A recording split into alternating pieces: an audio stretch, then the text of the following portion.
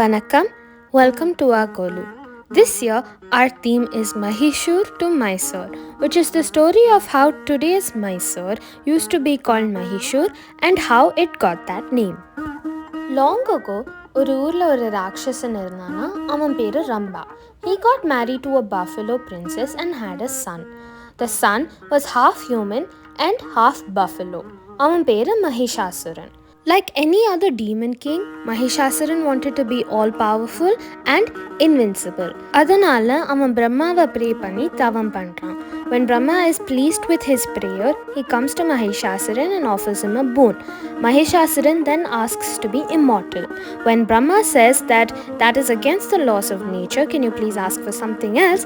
Mahishasuran then asks for something what according to him is equivalent of being immortal, which is that no man, animal or god should be able to kill him. Brahma gives him this varam, blesses him and leaves.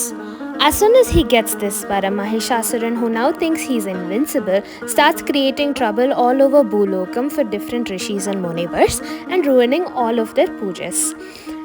After he captures all of Bhulokam, he goes to Amaravati, which is the capital of Devalokam and Indran's Darbar.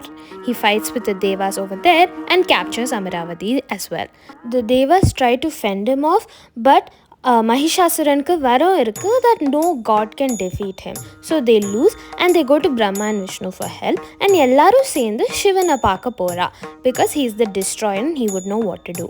In Kailasam, Shivan tells them that even he won't be able to defeat Mahishasuran because he himself is a god and Mahishasuran has a varam that a god cannot defeat him. Appo Shivan points out a loophole in Mahishasuran's varam, that is that he can be killed by a woman. Appo தேவாஸ்லாம் சொல்கிறான், நாங்கள் எல்லாரும் சேர்ந்து சண்டை போட்டு அவனை defeat பண்ண முடியல. Is there a woman powerful enough to defeat him? And that is when Brahma, Vishnu and Shivan combine their powers together. அவ கையிலேருந்து ஒரு பெரிய தேஜஸ், ஒரு பெரிய லைட் வருது, and from that tejas, Durga is formed. Durga's purpose is to defeat Mahishasuran. She has already been created with the powers of the Mumurtis. Adha thavara all the gods and the devas avaloda best weapons வந்து Durga கிட்ட தருவா, so she can use them in the battle. The significance of these weapons is that if one person wields all of these weapons, then they have the ability to create, preserve and destroy, which are the three cycles of the universe. Vishnu gives her the Sudarshana Chakram, Shivan gives her the Trishulam, Indran gives her the Vajrayudham, which is the strongest weapon created by man. Agni will give her a burning spear. Brahma gives her a lotus. Brahma does not carry any weapons of destruction, hence he gives her a lotus signifying knowledge and wisdom, which are two important things in warfare. Vishwakarma, who is the Devaloka architect and sculptor, will give her his axe. Vayu Bhagavan will give her a bow and a quiver of infinite arrows so she can control air. Varuna Bhagavan gives her a conch shell signifying the power of the ocean, and Yaman will give her a sword of death. Parvati's dad Himavan will give her a lion. She will take all of her weapons, gets on the lion and goes to battle. The battle spans over the 9 nights of Navaratri. When Durga initially goes to the battlefield, Mahishasuran does not come to fight her. He thinks that he does not have to fight a woman and sends his army.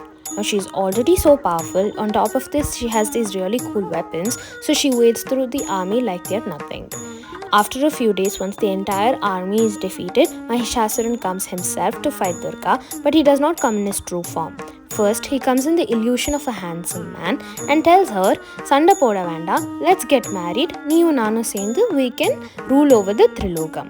She says no, please return Indran's Darbar and stop troubling all the rishis in the Bhulokam. And when he does not agree, he goes away.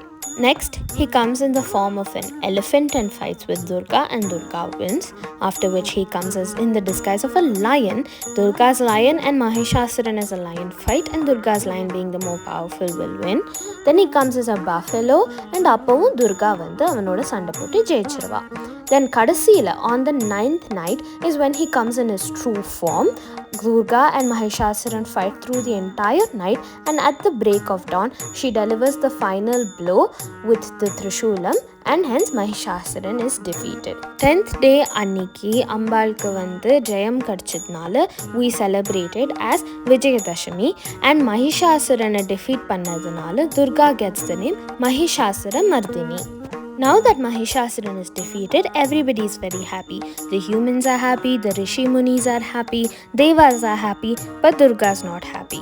Now she was created for the only purpose of war, and from the time of her creation, all she has done is fight. So even though she has defeated Mahishasuran, she is still carrying all of that aggression with her, and ava boomiya nadந்து போறச்சே வந்து ava வழியில வருது எல்லாமே பஸ்மமாயிடுது. Now we obviously can't have that.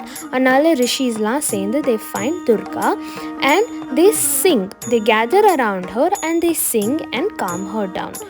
Once she is calm, she still has all of her weapons, she's still riding the lion, but she is in a happy state, and Durga transforms into Chandika Parameshwari, and ava andha edathile sthabanamaidra.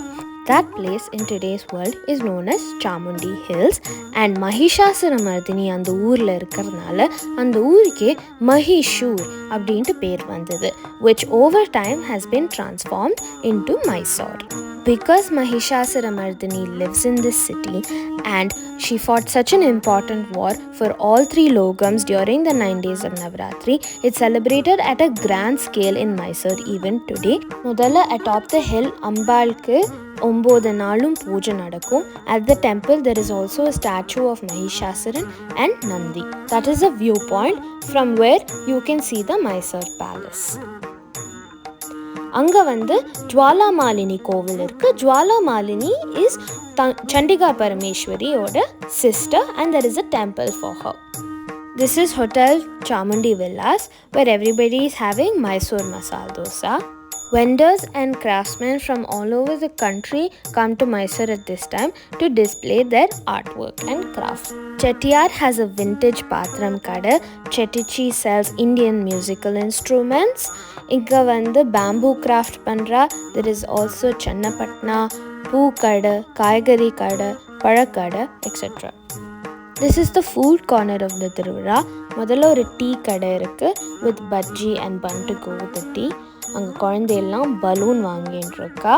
That's a pav bhaji stall. There's also a pani puri stall. There's an ice cream truck, and இங்கே கிளி ஜோசியம் பார்த்துட்டு இருக்கா. This is the entertainment corner. இங்கே இவா நாதஸ்வரமும் மிருதகமும் வாசிச்சுட்டு இருக்கா, and these women are dancing. இங்கே வந்து ஒரு பாட்டு கச்சேரி நடந்துருக்கு. A Koravan and Karthi are performing their folk dance. That is a Korangati, and குழந்தைகளுக்காக there is a Ratnam and a clown show. This is the Mysore palace that is lit up and decorated for the festivities, and அங்கே ஒரு கல்யாண reception நடந்துட்டு. During the 9 days of Navaratri, அம்பாள் மலையிலேருந்து இறங்கி ஊர்வலம் போவா. The procession starts at the temple, goes to the palace where the Raja joins them, and from there they go to the Banni Mandapam, and அங்கேருந்து அம்பாள் திரும்பி கோவிலுக்கு போயிடுவா. They have all kinds of entertainments and bands, Poikal Kudra, Karagatam. The entire city celebrates the festivities of Dussehra with their king and the goddess. This is the story and reason for which we celebrate Navaratri and keep Golu. There are certain places in North India and Northeast India that have Durga Pandals during Navaratri for the same reason, which is the defeat of Mahishasuran at the hands of Durga. In certain parts of the country, Dussehra is celebrated signifying the victory of Rama over Ravanan. Here's a short version of Ramayanam. இது வந்து Putrakameshti Yagam, where Dasharathan prays to have children along with his 3 wives. Then the babies are born. இது Ramar Jananam, where everybody is blessing Ramar. Vishwamitra Rishi ஒரு வாட்டி தசரதன் தர்பாருக்கு போய் he will ask for 2 of his sons to come and guard one of his yagams, which is when Ramar and Lakshmanan defeat the demoness Tadagai. It is Sita Swayamvaram, where Ramar breaks the Shiva Banam and gets married to Sita. Ramar, Lakshmanan and Sita leave for their Vanavasam on a boat. This is Lakshman Rekha, where Ravanan in the disguise of a sage kidnaps Sita. This is Ashokavanam. Hanumar, Ravanan darbarku தூதா போர்ச்சே Ravanan disrespects him and gives orders for him to be killed. Appo Hanuman will escape, burn the entire city of Lankai and go back to Ramar.